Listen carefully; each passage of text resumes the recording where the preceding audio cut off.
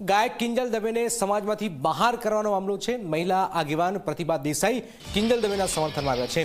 વિરોધ કરનારાઓ આશય સારો પણ રીત ખોટી છે।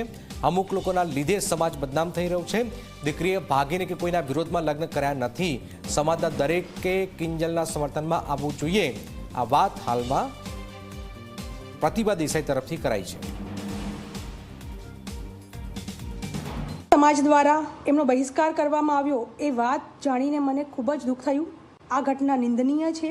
क्यारे पण कोई समाजे आवुं नहीं करवुं जोईए। आपणे समजवुं जोईए के दीकरी ये ब्राह्मण समाजनुं घरेणुं छे, गौरव छे। एने समाजनुं गौरव वधार्युं छे।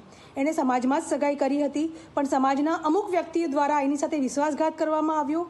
ત્યારબાદ પણ એ વિશ્વાસઘાતને દીકરીએ હસતા મોઢે સહન કરીને આઘાતને સહન કર્યો અને ખૂબ વિચારણા બાદ પોતાના પરિવાર માટે થઈને એ સગાઈ તોડી છે।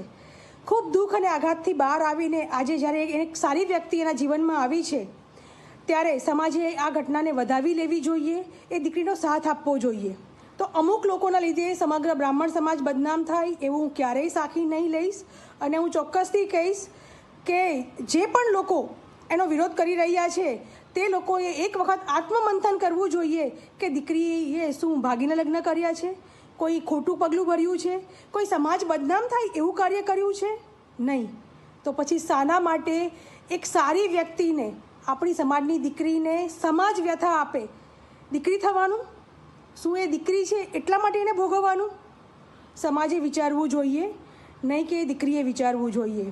હું કિંજલ દવેની સાથે છું અને હું કહીશ કે સમાજના દરેક આગેવાનો આગળ આવે અને દીકરીનો સાથ આપે।